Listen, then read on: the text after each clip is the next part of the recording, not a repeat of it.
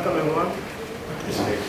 Welcome everyone again. The title of this session is Theory of Law and State, and we have a fascinating guest, Macquarie. I want to give a little information about his background. He wrote 5 books on Foucault and politics. He is an associate professor in West Sydney University at the philosophy department, and in my opinion, he is the rising star of Foucault studies. I want to give to the world my friend Mark. So, hello. So working? Okay. So thank you, Hukuk, and thank you, the organisers for inviting me. I'm very pleased to be here, and I'm really honoured to be at this event to commemorate Taner's life as well.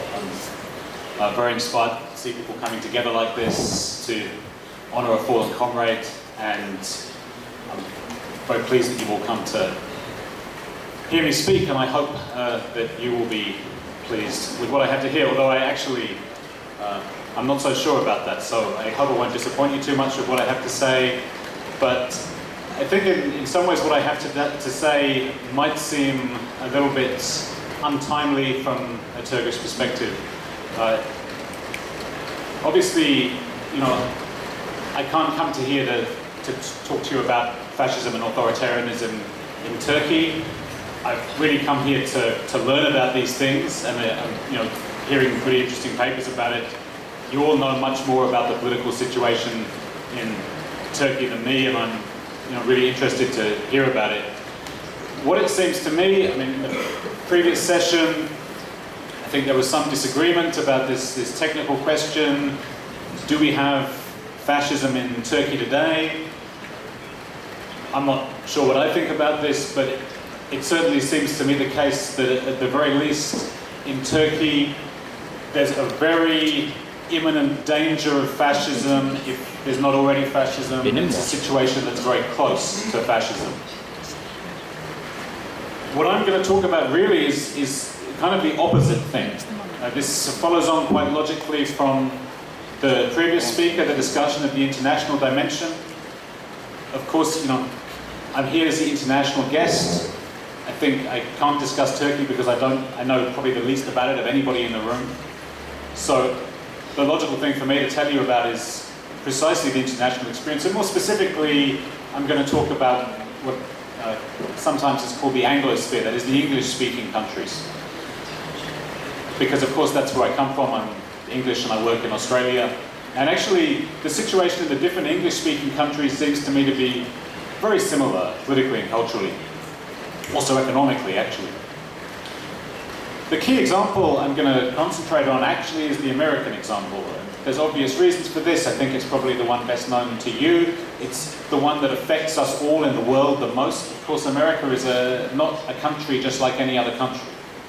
It's the center of imperial power in the world, and consequently, I take it that what is happening in America always has a global significance, and that's why it doesn't matter what country we're in. I think people will know something about American politics.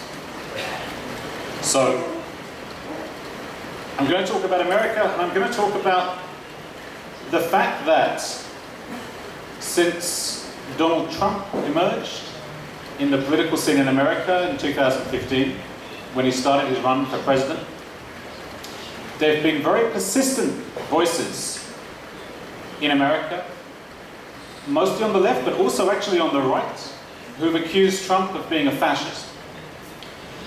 And this isn't an isolated piece of rhetoric, and in fact I'd like to draw your attention to 2 books that came out in America last year, 2018. There were 2 books by very eminent American academics which make very closely related claims, both of which claim that America today is either fascist or it's becoming fascist. These books are a book called How Fascism Works by Jason Stanley, who's a professor of philosophy at Yale University, obviously America's perhaps second most famous university, and a book called American Nightmare, Facing the Challenge of Fascism by Henry Giroux, who's Chair for Scholarship in the Public Interest, and Paolo Freire, Distinguished Scholar in Critical Pedagogy, that's his title, at McMaster University in Canada. But these are both very, very eminent academics. These aren't voices that are marginal. They're very seriously trying to put forward this idea that America is seeing a fascist situation. What I want to say is that I basically think this isn't true. And indeed that I think what we're seeing today, most particularly in the English-speaking countries, with concerns about fascism, is people missing what is really happening politically. That is, that the concern about fascism in the English-speaking countries is a kind of political mistake. This, as I wanted to highlight at the beginning, I think is a peculiar situation there. It's certainly very different to Turkey, and I think here what I want to insist on is the specificity and the difference between national situations here. Not to say that the national situations are isolated from each other, or that that there's no international influence, but we can see a kind of different political situation in different countries, and we can see it on a spectrum. I think Turkey, I think, is at one extreme end of this spectrum.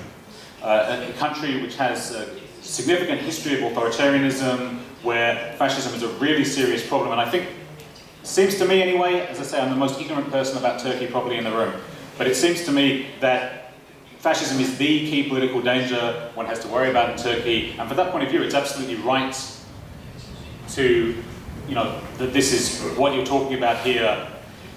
It seems to me, however, that as one moves across Europe, or indeed around the world, you find countries, Brazil is a good example of this, mentioned by the previous speaker. Brazil is a country with a significant history of authoritarianism. I think one should be very concerned about the way Brazil now, after the election of Bolsonaro, is going. Certainly there are serious fascist tendencies there. What's happening in America, though, I think is very different, and I think the left at large, including all portions of the left, the liberal centre left, also the far left, have tended to misjudge the American political situation. What I should say, though, is I'll mention one of the most important quotes from Foucault. Most of my career I just write about Foucault's works. Foucault said that everything is dangerous. And I think this is an extremely important thing always to keep in mind in politics. The point here is that every single political direction has some dangers. Consequently, you should be careful about everything, you should be critically analytical about everything. So when people say there's a danger of fascism in America, I agree with that. But I think the way people talk about Trump, which seems to imply that this is the main thing that's happening in America now, we're turning to fascism, this has misidentified the danger. And that's kind of precisely what I think I'm going to say is a danger. I think there's a danger in a left analysis that focuses, and this is what's in my title, focuses not on what is happening in the political structure in the state, but focuses on language. And this seems to me is the critical error that the left in the West is sliding into, which is being preoccupied in politics primarily with language, with using the right words, with stopping people using the wrong words, and not with the question of how words relate to the political and economic reality that people experience. Okay. So I'm going to talk about Trump now, which, is unpleasant, maybe also amusing.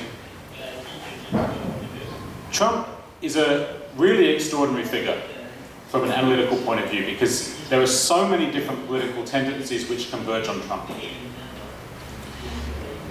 Obviously, Trump is most important for us because he's the President of the United States of America, which perhaps means he's the most powerful man in the world.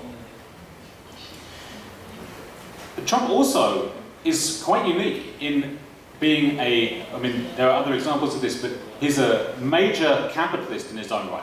So he's a capitalist specifically in the construction industry who also holds political power. I mean, there are other examples of this. Italy is the obvious example where this happened. But Trump is also, in addition to that, a media celebrity. He's a television star, in addition to being a capitalist and now a politician. The peculiar interest for me, though, is the additional fact that Trump speaks in a unique way. And this is the point, my immediate interest is focused. And indeed, I think this is the point which has made Trump so controversial. Trump has been controversial not because he's a capitalist, not because he's a celebrity who became a politician, but because he speaks in a way that actually was quite politically effective in getting people to vote for him, but also greatly unsettled people on the left, and I believe led to these accusations of fascism. Now, when people talk about Trump as being a fascist, there are, I think, three different things that they're talking about. It's pretty clear. Firstly, they talk about Trump having policies which are fascist, particularly in relation to immigration. I'm going to detail these in a minute and explain why I don't think this is accurate, that Trump has fascist policies. They talk about Trump's supporters. That's the second thing. Trump has fascists who support him, at least people who call themselves fascists. I, however, do not believe that having fascist supporters makes you a fascist, and I'll explain why in a minute. The third thing that people do talk about when they talk about Trump and accuse him of being a fascist and say America's becoming fascist is Trump's language. And, I mean, indeed, Stanley's book on fascism in America, which I mentioned before, begins by saying exactly this, that Trump uses fascist language. What I take it this means is, in the end, that this is why people object to Trump, and this is not a good reason. There are plenty of things that are good to object to about Trump, but my general thesis is that Trump, in most ways, is not a very unusual American president.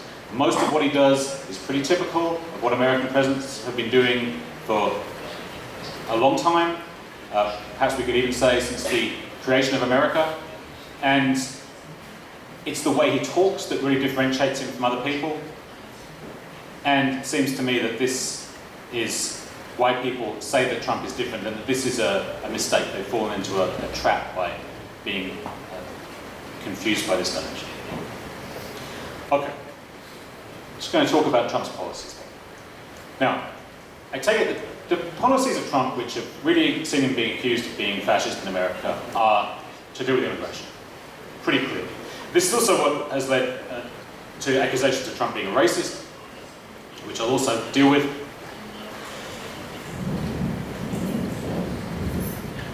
There are two immigration policies Trump had which saw him accused of being a fascist. One is his policy about Mexican immigration, the other is the so-called Muslim ban.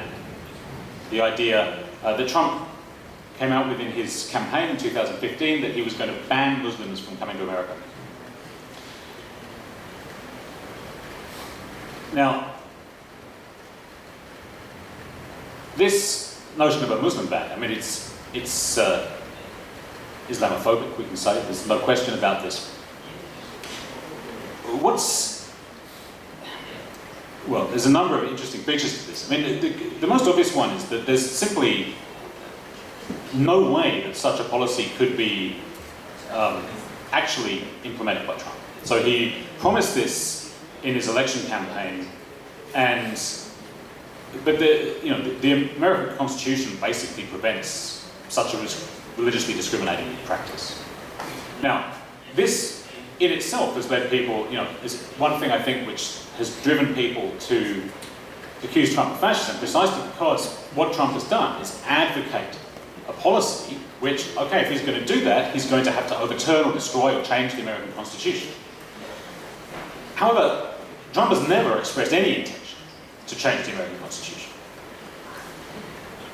Now there's really two possibilities here, and I think they're both real possibilities. One is that Trump doesn't understand how American law works, doesn't understand what the powers of the presidency are, at least before he was elected president, and genuinely thought he could do this. That's perfectly possible.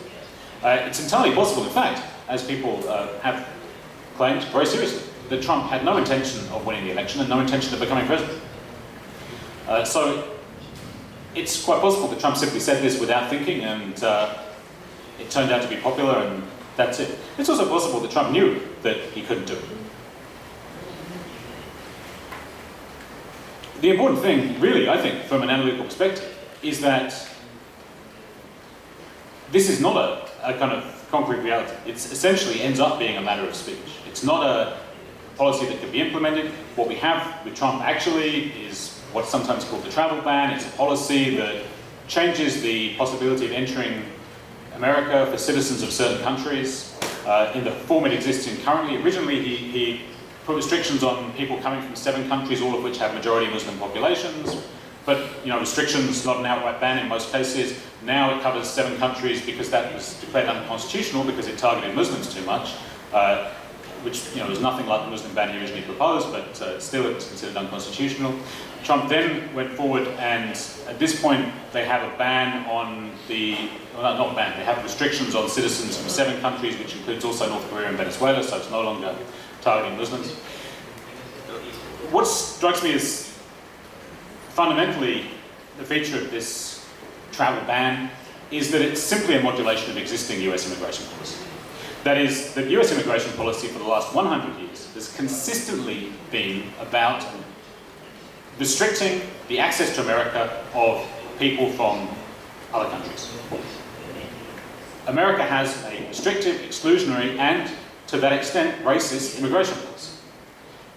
And it's not just America. Under the influence of the American example, most countries in the world have some form of racist, exclusionary immigration policy. At other times in American history, it's been significantly more racist than it is now. We can certainly say that Trump's immigration policy is more restrictive than Obama's, but it's relatively minor modulation in the end. The same thing, I think, is true about Trump's policy with America's southern border, with Mexico. Trump, of course, is most famous here for demanding that a wall be built on the southern border.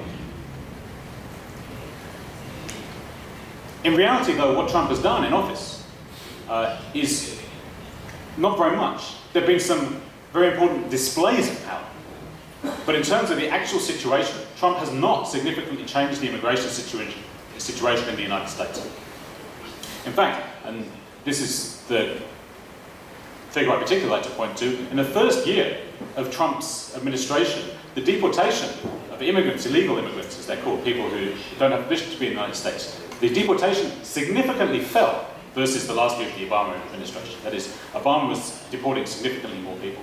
Because the situation remains exactly the same, effectively, that people who don't have authorization into America will be deported by the American government, but the American government will try to prevent the entry of those people.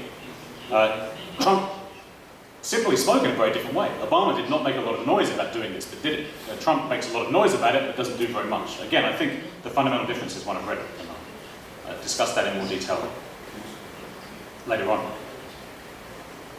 The second thing I mentioned that Trump stands accused of when it comes to fascism is having fascist supporters. This, I think we have to say, it's correct that Trump does have fascist supporters. There are fascists in America, and they support Trump. Overwhelmingly, they supported Trump. Not all of them, but during the election, they oriented towards Trump. The nature of fascism in America, though, I think, is one that seems quite strange, even from a European perspective. American so-called fascists, people who even call themselves fascist or call themselves neo-Nazis in America, National Socialists, people who invoke the image of Hitler, these people are fundamentally American nationalists. That means most of them, not all of them, but most of them don't want to change the American Constitution. Most of them invoking fascist symbols from Europe. What they really want is to return to an America which really is not that long ago, 50, 60 years ago, segregation, open authority of white people over other races. what's significant here, I think, about this is that if you look at American history, one sees a history of such extreme and extraordinary racism. Indeed, American racism was a major influence on the development of Nazi ideology. Hitler was very explicit about this. What we see in America, for the first 70 years, 80 years of America's existence, it was a society based on slavery, and slavery on a racial basis. If you were of African descent, you were a slave and you were enslavable. If you were white, you were not enslavable. This situation was in a country that was, at that time, the foremost example of liberalism. It's historically the case in America that racism has gone along ideologically, not with fascism, because that's been a marginal force to the extent it's existed in America, but with liberalism. And indeed, even those people who openly in America caught and declared themselves fascist remain in many ways liberal in their instincts. Their idea is precisely, and this is how racism has worked in America, that by having rights to private property, they will ensure racial domination. So consequently, fascists in America remain, in most cases, quite antithetical towards the state. There's a mistrust of the state on the far right in America that leads white nationalists, and here I get to my point, in the 2012 presidential election in America, the people who supported Trump, the people who can be categorized as fascists in America, supported Trump in 2016, mostly supported the candidacy of the right-wing libertarian, Ron Paul, who is someone who basically just wanted to get rid of the state in America and have, a narco-capitalist, to have capital, the market, freed from any form of state control. This makes complete sense for someone who is a white supremacist in America, because if you're in a situation where you want your racial group to rule, your racial group is a majority, and most of the wealth is concentrated in the hands of your group, that makes absolute sense. We don't need state power. All we need is the free market. Of course, I think everyone here would think this is incredibly naive, the idea that you can somehow have a market without the state. I don't believe that. But that's a fantasy which appeals to these people just as much as Trump's position.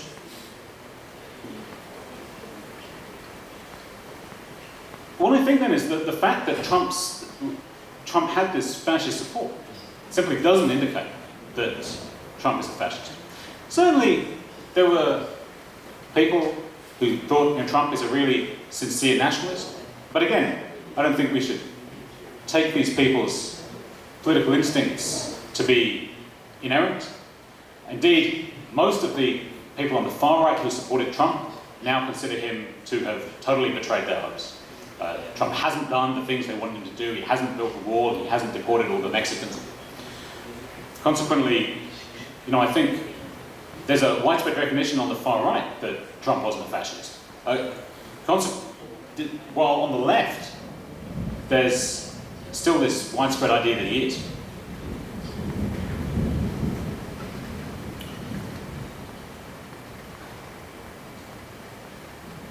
Okay, I'm going to get now to the meat of what I want to discuss, which is what Trump actually says, how this actually works, because I think this is the important thing to understand.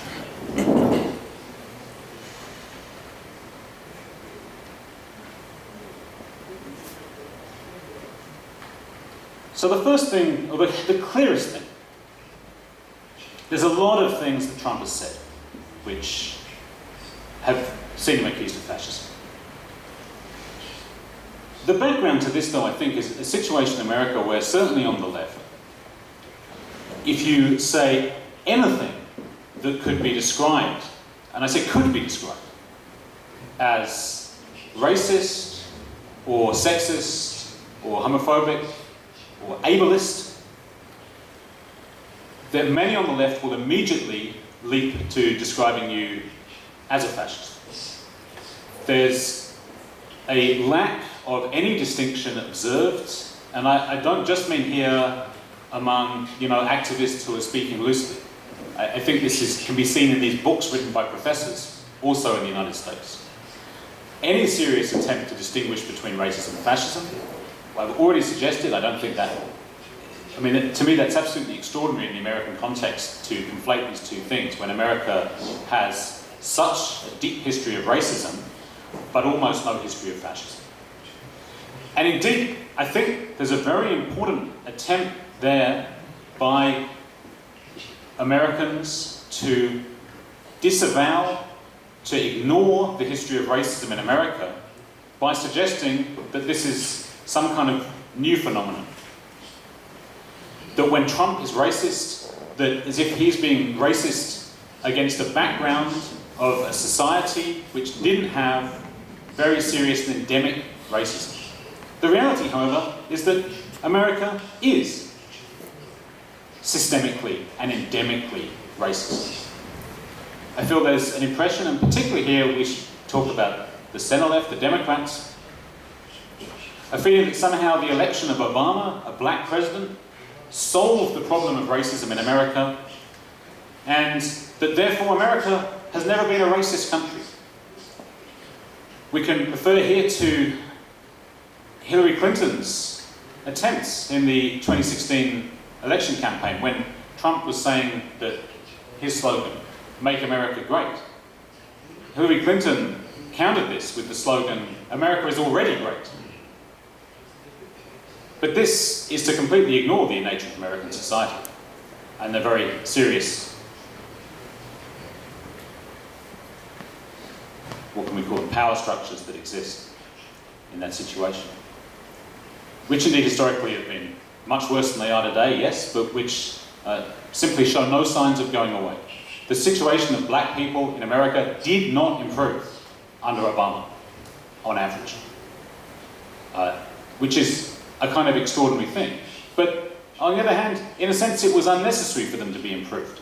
The election of Obama already proved for the Democrats that they weren't racist, and consequently, they didn't actually need to do anything about the condition of the great majority of black people in America.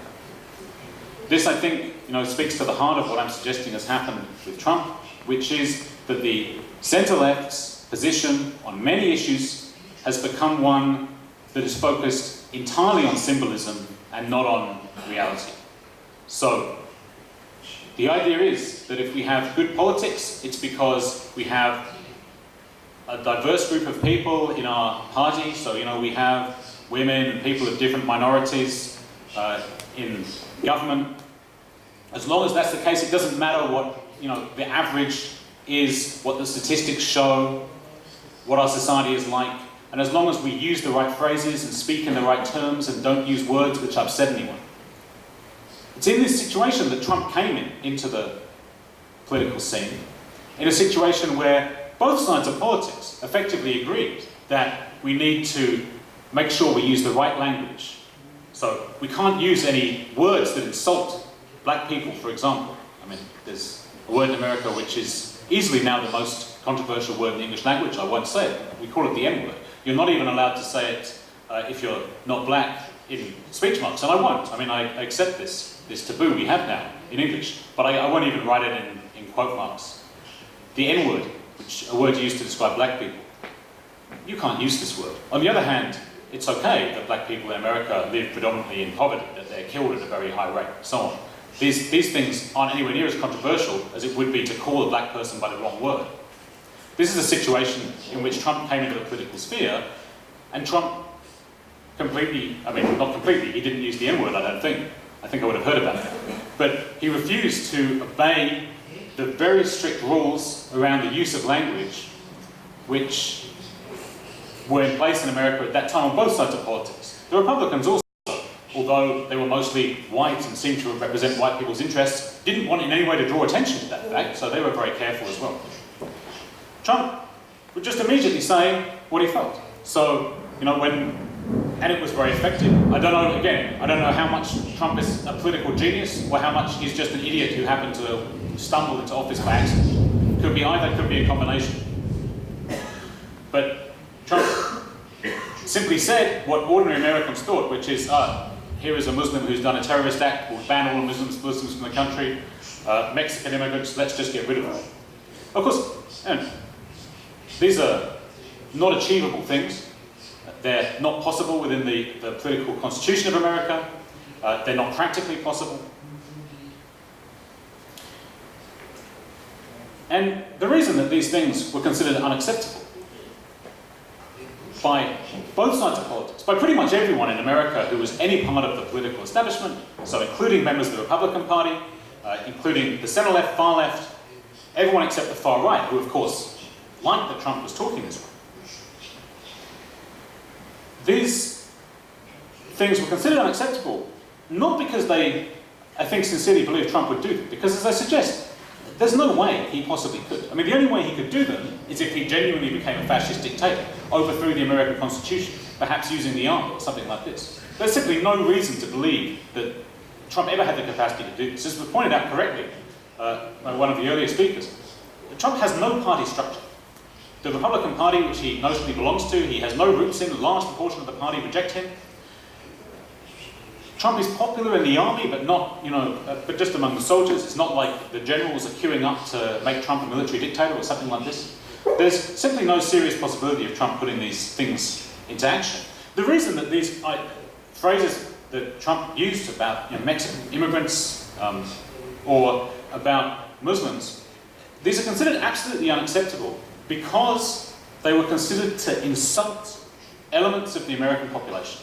That Muslim Americans and Mexican Americans would be offended and would be maligned by Trump's words. Okay, we can absolutely define racism in that way. If we say you malign a group, you make them feel bad, or you make other people prejudiced towards them, then that's racism. From that point of view, Trump, sure, he's a racist.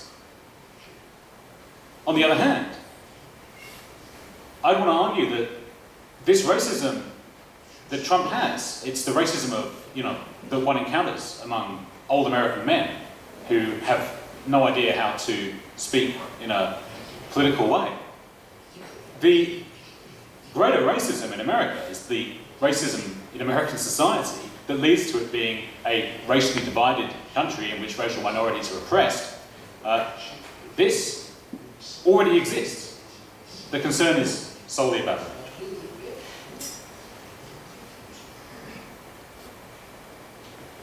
I want here to quote the American Marxist Chris Cutrone, who wrote, during Trump's election campaign, an extraordinary piece on Trump, which I think is still peerless. I think it's still probably the best thing written about Trump that I've read by anyone. It got Cutrone in enormous trouble on the left. He wrote a piece called "Why Not Trump?" Now, I think people took this to be a serious argument that Marxists should vote for Trump. I take it this wasn't actually Cutrone's point. Cutrone's point was simply to ask the question, what is so bad about Trump that makes him worse than the Democrats? What Cutrone says in this article, which again I think is, I can't think of a better quote that actually encapsulates both how Trump works as a political figure and also why he's been popular in the United States. Cutrone said, when Trump lies, still his lies tell the truth. The claim here is not that Trump is honest. Trump is a liar. In fact, Trump is a congenital liar. And this is something that's often pointed out. It's often pointed out when people accuse Trump of fascism. They say, oh yes, it's a feature of fascism that they don't care about the truth. Fascists don't care about the truth. They'll say anything. To that, I would say, this describes most politicians at the level of generality. Politicians are typically liars, and they typically lie to get political effects, to get people to agree with them. This is not a difference about Trump. it's not that he lies that makes Trump different, it's that he lies in a different way. And Trump lies in a way that diverges from the agreements that everyone else in politics has about what's happening politically. So there are very serious areas of disagreement, of course, between different politicians. But there's also an underlying basis of facts that all the politicians agree are true. Facts, for example, provided by statistics, provided by journalists.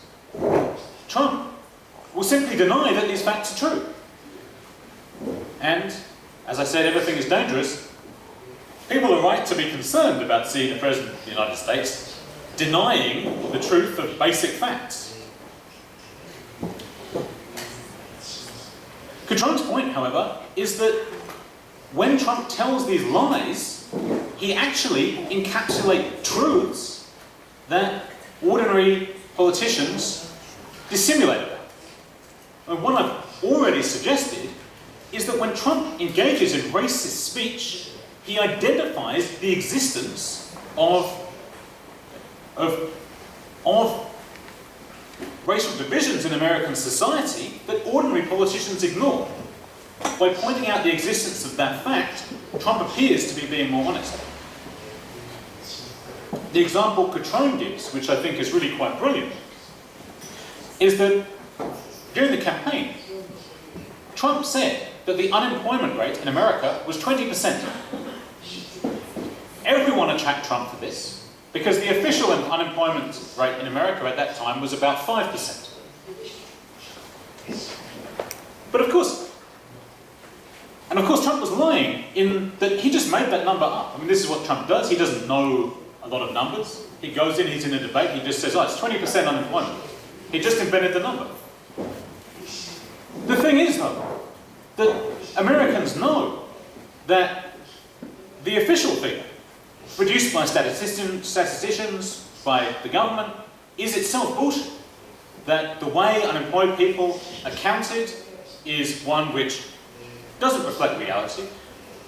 On the one hand, people who engage in some work that they don't officially recognise are considered unemployed because they don't officially have a job, but large numbers of people who don't have a job, who don't officially collect unemployment insurance, who just maybe live at home with their mother, are not considered unemployed. Trump pointed out that there are way more people in America who don't have a job than the official figures allow. And he did this because he was just speaking from the position that any ordinary American has, their immediate experience that lots of people are unemployed. So okay, he made up the number, but he captured something that ordinary politicians don't.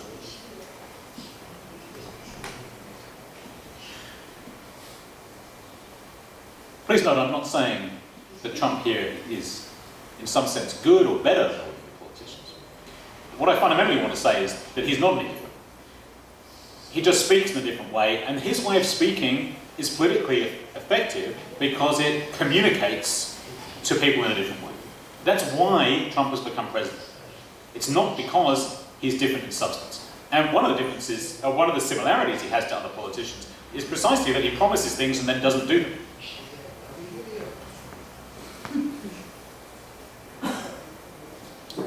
One of the things that's really interesting about Trump is that despite the fact that he's been very successful with this, no one that I can see has emulated. That is, it's not like, and people were worried about this, they said Trump will normalise this behaviour. Because Trump, becomes president after saying racist things, suddenly everyone will say racist things. But actually, it's quite extraordinary that everyone else in American politics seems to just to have remained exactly the same and not become new Trumps.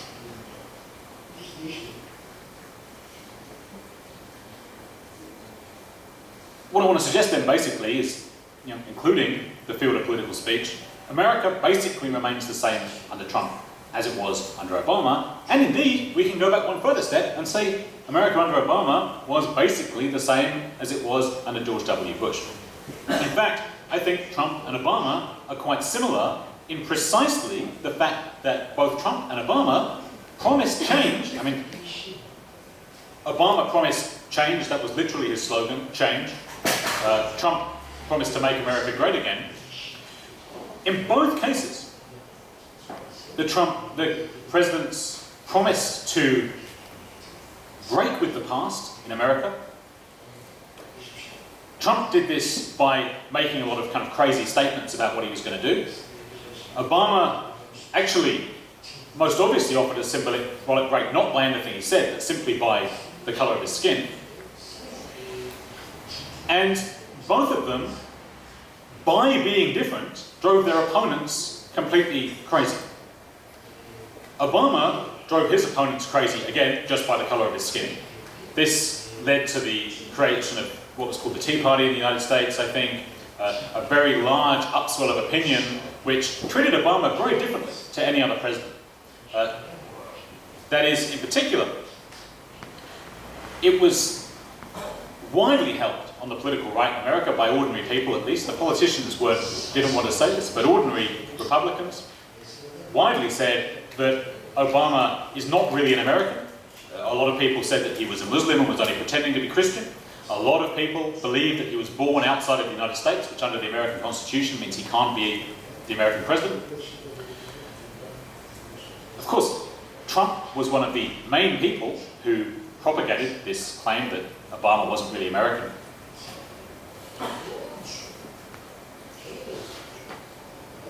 Exactly the same thing, in essence, happened with Trump. Namely that because of his relatively superficial difference, I mean, again, Obama, what was the difference? He looked black. The difference with Trump is he said all these awful things. But this led the left wing, particularly the centre left, the Democrats, to treat Trump like they've treated no previous president. And what they did with Trump is they claimed that he was an agent of the Russian government, basically. They pursued this claim that Trump's election had been engineered by the Russians, that effectively Trump was a foreign agent. Very similar idea. I mean, Obama is supposed to be a foreigner, Trump also somehow is supposed to be foreign. In both instances, the idea that Americans seem to have is that, oh, if we don't like this guy, he can't possibly be generated by our country, that somehow some kind of foreign influence has to come in there. One might indeed say this is kind of a proto-fascist way of looking, but if it's a proto-fascist way of looking at politics, it's one actually now shared by both sides of politics in America. It strikes me that this is a real danger, that there is kind of a lurking danger of fascism in America, but if there is a lurking danger of fascism in America, it inhabits the Democratic Party at least as much as it inhabits the political right. And it does occur to me that this slogan of Trump's, "Make America Great Again," that he ran on in 2016, would be entirely possible for a Democrat to adopt in the 2020 election as a slogan against Trump.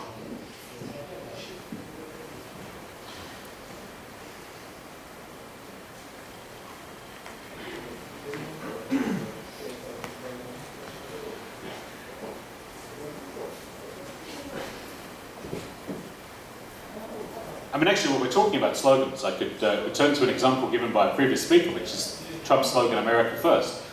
In Stanley's book on American fascism, he claims precisely that this is an indicator that Trump is a fascist. He uses this "America First" slogan.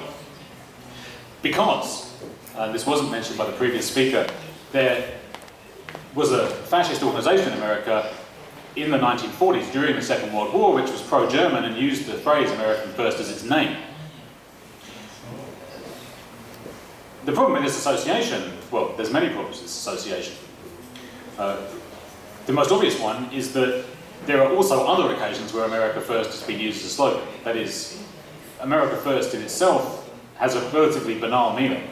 A really notable case of America First being used as a slogan politically by another American president is President Woodrow Wilson, who I presume doesn't have a very good reputation in Turkey for obvious reasons, but Wilson is, I think, pretty clearly not an example of a fascist or proto-fascist.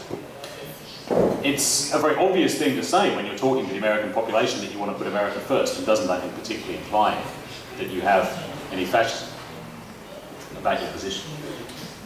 My idea here is precisely that the use of a slogan the use of language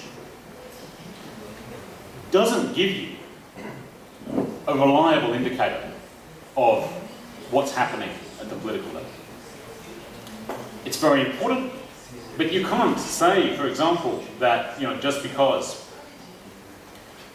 Hitler said something, that anyone else who says it also has to be a fascist. In fact, one finds some extraordinary figures in American political life. I'm thinking of the political commentator Dinesh D'Souza, who's a right-wing political journalist, I suppose, in America, of Indian descent, Republican supporter, who claims that all left-wingers are fascists because socialism is fascist, and basically his argument is that because Hitler called himself a National Socialist, that means that Bernie Sanders is the same as Hitler. These tropes are, ridiculous, but commonly said on the political right in America. There's an entire documentary about them. They also make the point that the Democratic Party in the early 19th century was the party which supported slavery in America. Said by Dinesh D'Souza that this means that in fact the Democratic Party today, including under Obama, are the real racists, that you can't vote Democrat because, if you go back 150 years, you find Democrats who supported slavery. Consequently, Democrat is just another word for, I don't know what, racist. The point, very simply put, that I would put against someone like that is, the meaning and use of these words changes very significantly with context. Okay. That's enough about the meaning of words. The point I want to make about words is essentially negative, namely to say that they're not as politically important as people now have started thinking in the West. And what I need to talk about, really in opposition to this, is what I think is happening in Western politics, which is not fascism. That is, I need to talk about what I think the actual danger in the situation is. After all, all this stuff about fascism, in the end, it's a kind of semantic question. The main issue in America is not, whether Trump can be described technically as a fascist. The question is about whether he's dangerous, and and I take it is, if what I'm saying is about America is correct, that it's a tremendously racist society, and it has been basically since the beginning, then, okay, maybe you shouldn't call that fascism and use the word fascism, but then that's the problem. We need to address this situation of American racism, and I don't deny that we do need to address that. The problem with talking about fascism with Trump, as I've suggested, is that you're saying that there's been a serious break in American political society that happened in 2016, and this, I think, is a mistake. And I think it's a mistake because it leads people to ignore more serious dangers in the American situation, and because there are dangers in the American situation, I take it, there are dangers in the world situation.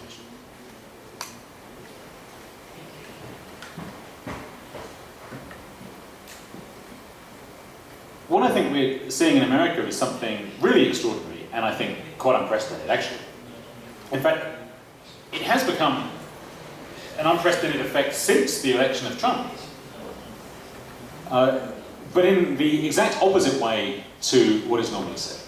Namely, that what we've seen since the election of Trump is, although the political right took over state power. With the election of Trump had the White House, the Republican Party had Congress. Now that's not quite a monolithic arrangement because, unlike the situation in Turkey, Trump barely belongs to the Republican Party. So although notionally you have the same party in power, it didn't really create this kind of monolithic structure in America. But okay, notionally you have the political right in charge of state power in America. The really extraordinary thing about this situation was the effective lack of capacity to dominate American society more generally. So, again, it's the exact opposite of what was previously being described by earlier speakers about the situation in Turkey. In Turkey, what you have take it on trust from what I hear, there's a monopolization of power, that you have simultaneously the same person, the same social force, holding the presidency, parliamentary, legislative power, and also the media. It's a really important thing, particularly today.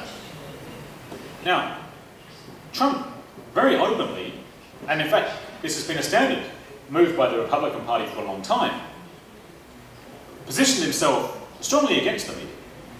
In fact, it's clearly the case that the media in America is in an oppositional situation in relation to political power, for the most part.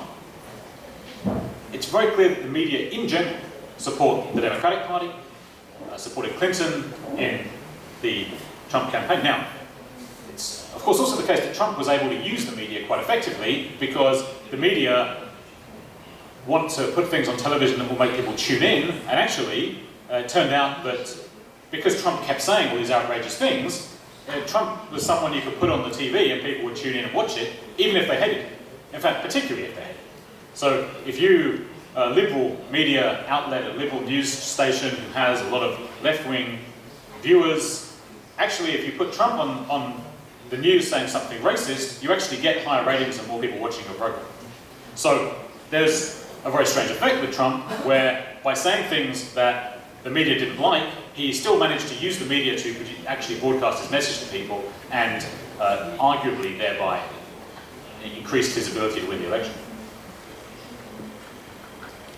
Nonetheless, I think what you're seeing in America is a really extraordinary situation where corporations, and not just media corporations, but also, in particular, technology corporations, but I think this is true even more generally. It was absolutely clear in the 2016 election that the American bourgeoisie, we can construe corporate entities as somehow representing the bourgeoisie, clearly supported Clinton over Trump.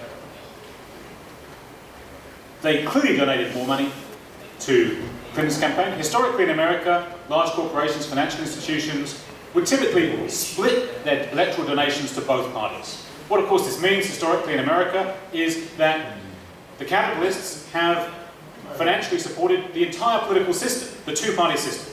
They support both parties, they contest against each other, but ultimately they know that they're being paid by the capitalists.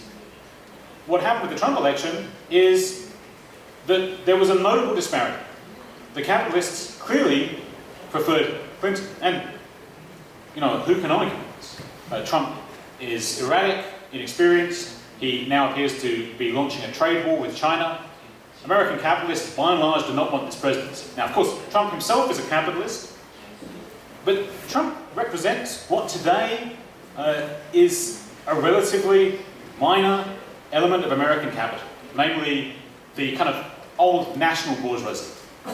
Trump had promises which, of course, appealed to certain capitalists who wanted to reopen American manufacturing and steel mills, but of course, because American manufacturing has declined so much, the status of that portion of the bourgeoisie in America is really quite weak financially and politically. So, Trump, although a capitalist himself and speaking for the old national bourgeoisie, is completely at odds with the kind of globalized corporate power in America. What this means effectively is that since he was elected, corporations have been trying to effectively undermine him. And the really obvious example of this is the tendency for social media corporations in particular, this is, I guess, the most obvious tendency, to silence Trump supporters. So there's been an escalating crackdown by social media in the United States on right-wing news sources. I mean, this began with this idea of the fake news and the idea that Russians were using Facebook to influence the American election. This provided the pretext for the companies themselves, not the government, to go in and try to censor their platforms to prevent Trump supporters, to remove them. Of course, they began with the Trump supporters who were fascists, because it's very easy to have an explanation about that, but increasingly they've been moving further away from that, now targeting people who are Trump supporters who, okay, They attacked some conspiracy theorists. Conspiracy theorist Alex Jones was removed from Facebook recently. But these are very large accounts with millions of followers being removed from social media. And okay, there's a justification, which is that it's because they spread fake news. But in the end, the logic here is that they're on the political right and they support Trump. One of the things indicative about this is that even though Trump has won this election, even though he's notionally captured state power, power in America remains concentrated very strongly in private and not state hands. And I take it this is the result of decades of American neoliberalism. And neoliberalism in America, in a country that already had a relatively weak state sector before neoliberalism began. The effective power of the American state is being weakened for a very long time, with, of course, one very serious exception, the military in America, which remains immensely powerful and indeed more powerful than not only any other military in the world, but all the other world's militaries put together. It's clearly the case that if the American military were to try to wield political power, this would very seriously change the American situation, would open the door to fascism. That's something we have to be incredibly attentive to, and is a huge danger in America if the military ever would become involved in politics. However, it seems to be the case that it has made no attempt to do so to this point. I mean, we'd have to watch what happened if it looked like an anti-military candidate were to be elected to the White House. But of course, that hasn't really happened either. And even the relatively far-left figure, Bernie Sanders, it's notable that Sanders is someone who has a very left perspective in terms of American domestic politics, but on foreign policy is not on the extreme left. Consequently, it's not entirely clear that the military establishment would feel the need to prevent him coming to power. I mean, here, this is the sign, but Sanders contrasts very significantly with the British Labour leader, Jeremy Corbyn, who is clearly and vocally and consistently anti-imperialist, and there are genuine indications that the military are planning to prevent Corbyn being Prime Minister, and I think there's a really serious danger if Corbyn were elected that the British military will try and remove him.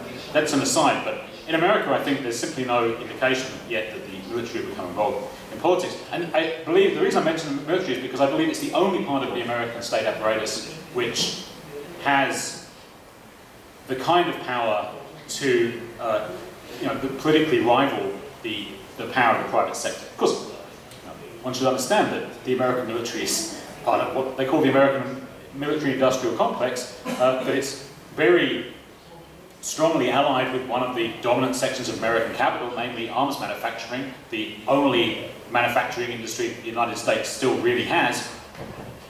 And much about American society can be explained precisely by the existence of this very dominant industrial military component.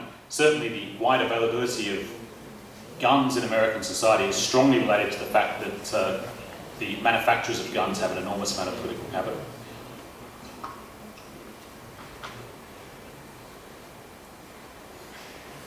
So what I'm saying here is that neoliberalism has produced a situation in America which at this point isn't looking proto-fascist. That's not to say that, as the previous speaker said, neoliberalism cannot produce the grounds for fascism. I absolutely accept that it might.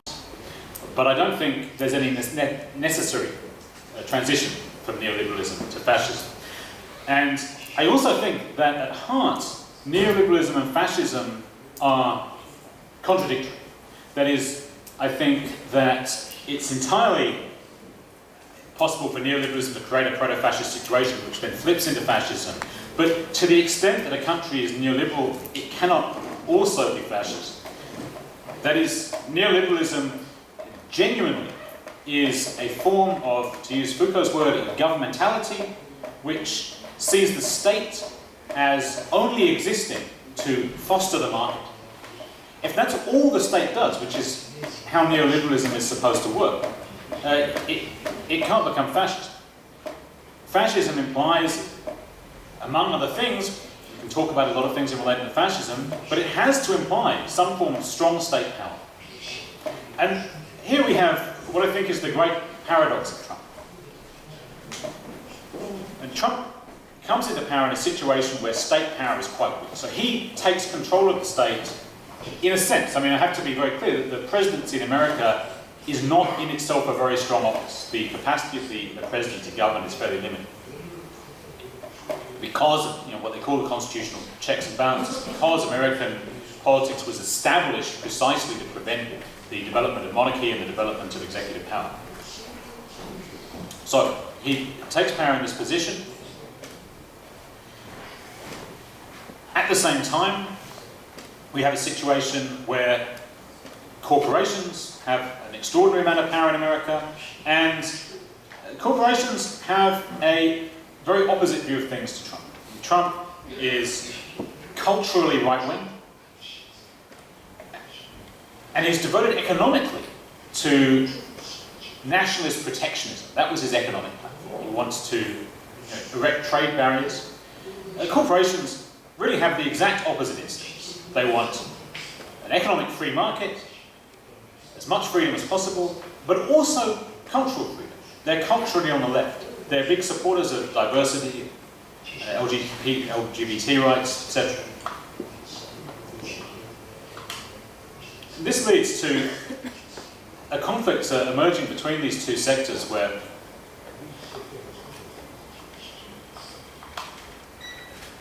corporations really are completely opposed to everything Trump stands for.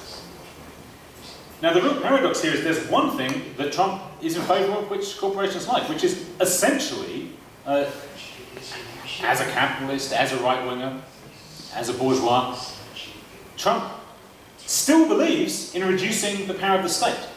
That's the one aspect of standard American right-wing politics that Trump believes in. So Trump still believes in cutting taxes and cutting government spending. And this is what he proceeds to do. In fact, it's the only aspect of his political program which does not obstruct. Everyone in the Republican Party agrees with it, unlike most of what Trump wants to do. And most of the Democrats are pretty similar. So what you actually get with Trump is the continuation of the tendency in American politics for a long time for the state to continue to weaken itself, to continue to reduce its spending and reduce its tax receipts. So paradoxically, what you have with Trump is a situation where Trump is being opposed by the power of corporations at the same time as he continues to strengthen his opponents by reducing the regulation, the taxes, which they have to pay.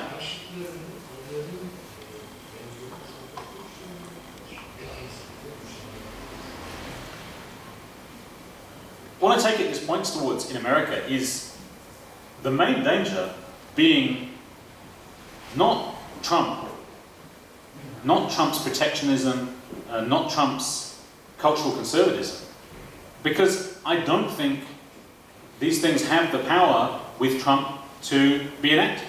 If anything, America is continuing to become more culturally liberal. What we see in America is the main danger in the continuation under Trump of neoliberalism. And I think what this points towards is the unbridled power of what we can call kind of techno-capitalism or techno-neoliberalism.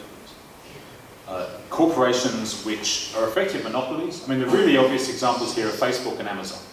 Enormously wealthy corporations which are global in their reach and which are monopolies, have no serious competition, aren't being broken up, aren't being regulated. This, I think, is what needs to concern us most about the political situation in America. And not because they, happen to be culturally left-wing. This is obviously not what I'm concerned about. But what I'm concerned about is their sheer power.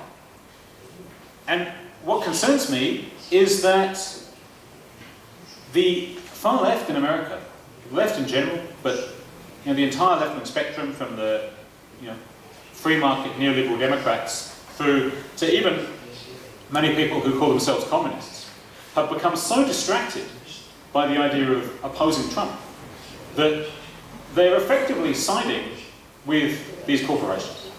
So when right-wingers are banned from Facebook, of course, and it's completely natural. Most people on the left, wherever they are on the left, say, okay, yeah, right, this guy was a racist, we should ban him from Facebook. Now, I think that's a mistake, and I don't think it's a mistake because I believe in, the universal application of human rights and that we need to have pure principles about this. I'm happy for the left to do what is tactically useful, but I think this is a serious tactical error. And I think it's a serious tactical error because we're ceding power here in a situation where it hasn't yet been decided. We're in a situation where the power of these corporations could be curtailed. But instead of arguing for that, instead of trying to restrict the power of corporations, the left fall into the trap because these corporations are currently attacking the right of cheering what these corporations are doing, despite the fact that it's entirely probable that people on the left will be the victims of this in the future.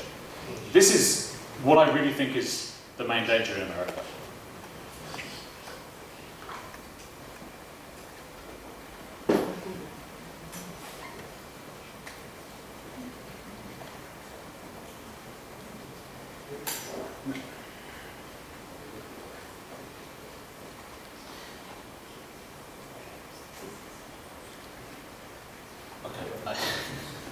I really should have said when I said this is the main danger in America, that's when I was ending, because it was a good line to end on. But, yeah, that was the end.